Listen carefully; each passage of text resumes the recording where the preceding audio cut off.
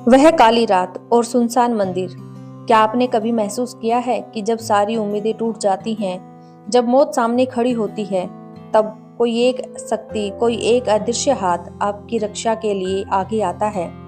आज की कहानी सिर्फ एक कहानी नहीं, बल्कि विश्वास और चमत्कार के बीच की वो लकीर है जिसे सुनकर आपके रोंगटे खड़े हो जाएंगे। एक आदमी रघु बारिश में भीगता हुआ एक बैग सीने से लगाए भाग रहा है। रात का समय, बिजली कड़क रही है। यह कहानी है रघु की। रघु एक साधारण सा मजदूर था, लेकिन आज उसके पास जो बैग था वो उसके लिए कोहिनूर से भी कीमती था। उस बैग में थे 2 लाख रुपए। उसने अपनी पुश्तैनी जमीन बेचकर यह पैसे जुटाए थे, क्योंकि शहर के अस्पताल में उसकी छोटी बेटी जिंदगी और मौत से लड़ रही थी। डॉक्टर ने कहा था, कल सुबह 10 बजे तक ऑपरेशन नहीं हुआ तो हम उसे बचा नहीं पाएंगे। रघु को हर हाल में सुबह तक शहर पहुंचना था, लेकिन ही किस्मत को कुछ और ही मंजूर था। उस रात भयंकर तूफान आया हुआ था। बसें बंद थी, गाड़ियां नहीं मिल रही थी। मजबूरी में रघु ने जंगल का वो छोटा रास्ता शॉर्टकट लेने का फैसला किया, जिसे लोग भूतिया रास्ता कहते थे। रघु तेजी से चल रहा था, तभी उसे लगा कि कोई उसका पीछा कर रहा है। रघु रुका, पीछे मुड़ा। वहां कोई नहीं था, सिर्फ घना अंधेरा और हवा की साए साए। उसने फिर चलना शुरू किया, लेकिन इस बार कदमों की आवाज और तेज हो गई। रघु समझ गया, यह कोई जानवर नहीं, बल्कि वो लुटेरे हैं जो अक्सर इस जंगल में राहगीरों को लूट लेते हैं। रघु का दिल जोरों से धड़कने लगा। अगर पैसे लूट गए तो उसकी बेटी मर जाएगी। वह भागा, पूरी जान लगाकर भागा। पीछे से आवाज आई, रुको वरना गोली मार देंगे। रघु की सांसें फूल चुकी थी। तभी बिजली कड़की और उसे कुछ दूरी पर एक पुराना खंडहर दिखाई दिया। वो एक प्राचीन मसीह मंदिर था जो सालों से वीरान पड़ा था। रघु ने बिना कुछ सोचे उस मंदिर की ओर दौड़ लगा दी।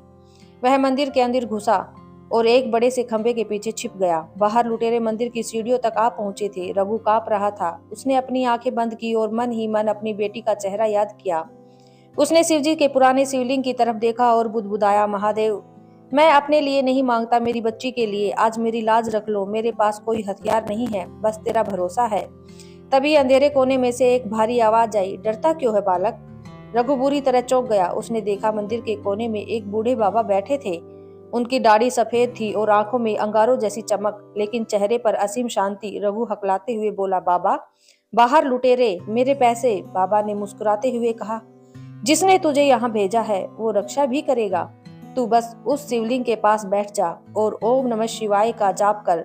याद रखना, जब तक तेरा विश्वास नहीं डगमगाएगा, दुनिया की कोई ताकत तुझे छू नहीं सकती। तभी लुटेरे मंदिर के दरवाजे पर आ गए। रघु की जान हलक में थी। लुटेरे के हाथ में चाकू और टार्च थी।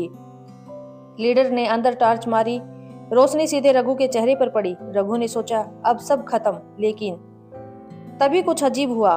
लुटेरे अंदर कदम बढ़ाने ही वाले थे कि अचानक वे ठिठक गए। उनकी आंखों में दहशत आ गई, जैसे उन्होंने रघु के पीछे किसी और को खड़ा देख लिया हो। एक लुटेरा चिल्लाया, भागो, यहाँ तो शेर है। दूसरे ने कहा, नहीं, वो देखो, वो कौन खड़ा है। वे लुटेरे, जो किसी से नहीं डरते थे, उल्टे पांव चीखते हुए भाग खड़े हुए। रघु हैरान था। उसने पीछे मुड़कर देखा। वहां कोई नहीं था, न कोई शेर, न कोई सेना, सिर्फ वो बूढ़े बाबा अपनी धुनी रमाए बैठे थे। बाबा ने रघु को देखा और कहा, जा बेटा, सो जा। सुबह तेरी मंजिल तेरा इंतजार कर रही है। अब कोई नहीं आएगा। रघु को इतनी थकान थी और बाबा की आवाज में इतना सुकून था, उसे कब नींद आ गई पता ही नहीं चला। सुबह पक्षियों की चहचहाहट से रघु की आंख खुली। तूफान थम चुका था। उसने झटपट अपना बैग चेक किया। पैसे सुरक्षित थे। उसने इधर उधर देखा ताकि बाबा का धन्यवाद कर सके, लेकिन मंदिर खाली था। सिर्फ खाली ही नहीं, ऐसा लग रहा था जैसे वहां सालों से कोई नहीं आया हो। जिस जगह बाबा बैठे थे वहां धूल की मोटी परत जमी थी। कोई पद चिन्ह नहीं, कोई राख नहीं, कोई धुनी नहीं। रघु हक्का बक्का रह गया। वो बाहर निकला और पास के गांव में पहुंचा। एक चाय वाले से उसने रात की बात बताई, उस मंदिर का जिक्र किया। चाय वाला हैरान होकर बोला, भाई साहब, आप होश में तो हैं? उस जंगल वाले मंदिर में पिछले 50 सालों से कोई नहीं गया। वहां कोई साधु नहीं रहता। कहते हैं वो जागृत शिव मंदिर है, वहां जो भी सच्चे दिल से शरण लेता है उसकी रक्षा स्वयं महाकाल के गण करते हैं। रघु के रोंगटे खड़े हो गए। उस रात उस मंदिर में कौन था? वो साधु कौन थे, या वो रघु के विश्वास का ही कोई रूप था? रघु समय पर अस्पताल पहुंचा। उसकी बेटी का ऑपरेशन हुआ और वो बच गई। लेकिन उस रात ने रघु को एक बात सिखा दी, दोस्तों, मुसीबतें कितनी भी बड़ी क्यों न हो, अगर आपका इरादा नेक है और आपका विश्वास ईश्वर पर अटूट है, तो वो किसी न किसी रूप में आकर आपकी मदद जरूर करने आते हैं। कभी किसी इंसान के रूप में, कभी किसी संयोग के रूप में, तो कभी आपकी अपनी अंदर की हिम्मत बनकर। अंधेरा तभी तक डराता है जब तक आप दिया जलाने की हिम्मत नहीं करते। अगर इस कहानी ने आपके दिल को छू लिया है तो कमेंट में हर हर महादेव या जय श्री राम लिखना न भूलें। और ऐसी ही कहानियों के लिए चैनल को सब्सक्राइब करें। मिलते हैं अगली वीडियो में।